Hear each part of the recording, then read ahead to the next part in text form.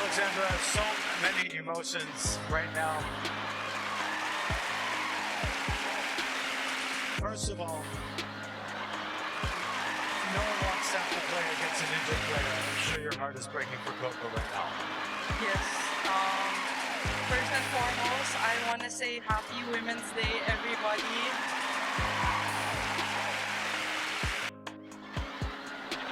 Bear with me because I have a lot to say. I want to say thank you to all the incredible women who have paved the way and who have advocated for themselves and for other women. Among them is Coco. So thank you, Coco, for being an amazing competitor and an amazing role model. And I really hope that everything is well and you will recover soon. I also want to say Happy Women's Day to my mom, who is there in the stands. I want to thank her for being the amazing woman that she is and for helping me become the woman that I am. So, and that goes to all mothers. Stop everything. Seriously, do not scroll past this moment. Do not check another notification. Cancel whatever you were about to do, turn your phone to silent, close the door behind you, and turn the volume all the way up. Because what just happened on the tennis court was not normal. It was not expected. And it may go down as one of the most shocking moments the sport has witnessed in years. For months, whispers have been circulating around the tennis world. Quiet predictions from insiders.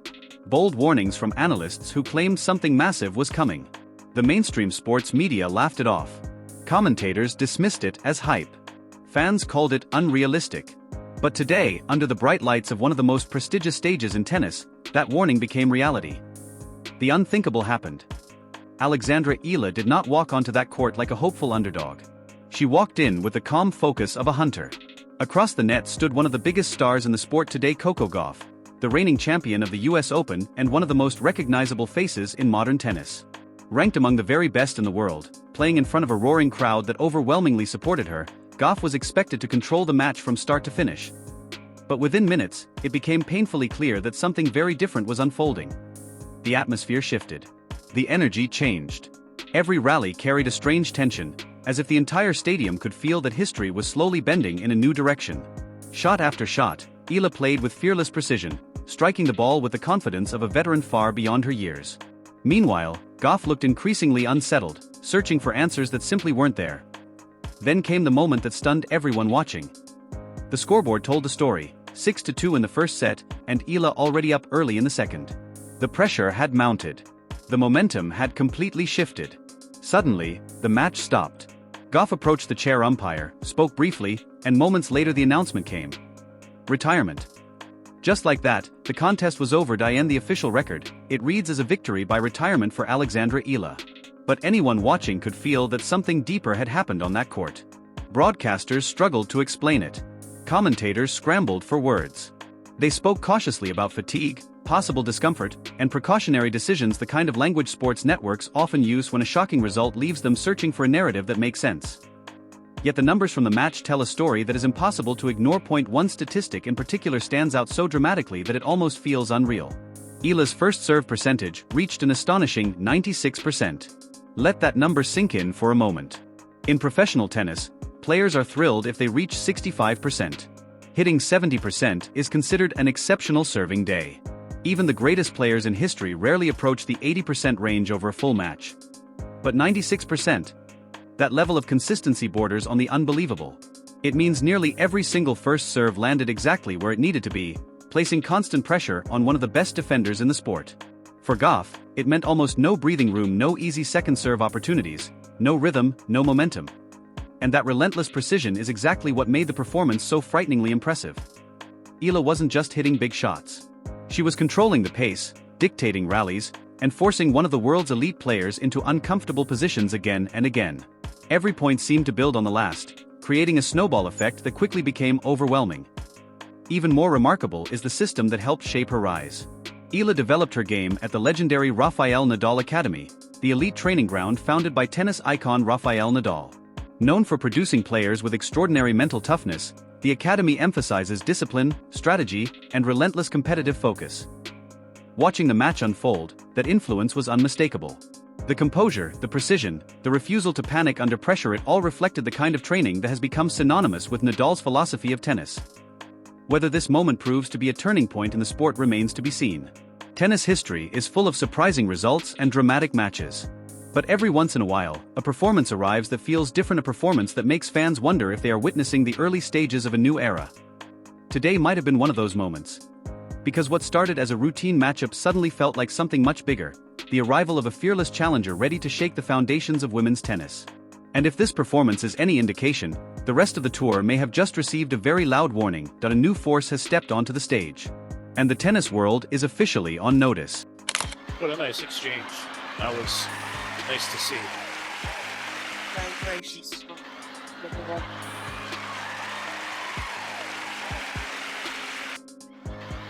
That almost summarizes International Women's Day right there.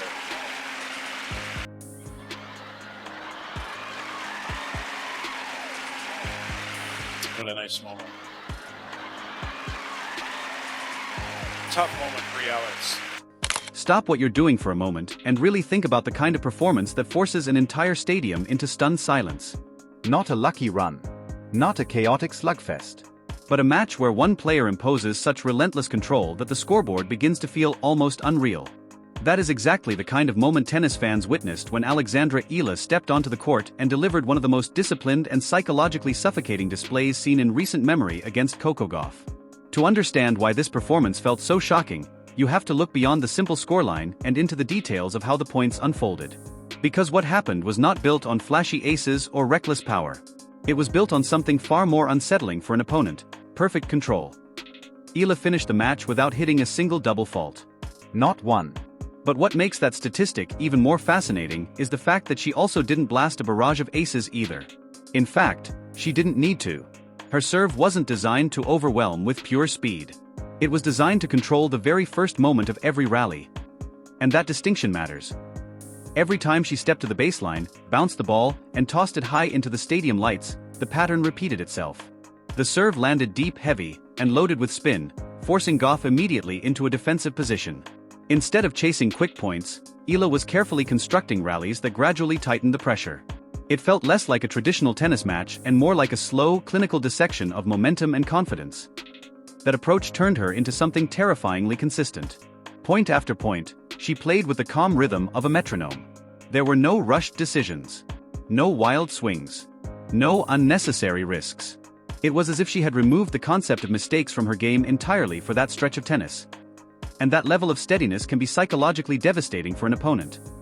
Across the net stood Gauff, one of the most recognizable stars in modern tennis and the reigning champion of the US Open. Her rise through the rankings has been built on speed, athleticism, and explosive power from the baseline. On most days, those strengths allow her to dominate rallies and dictate play.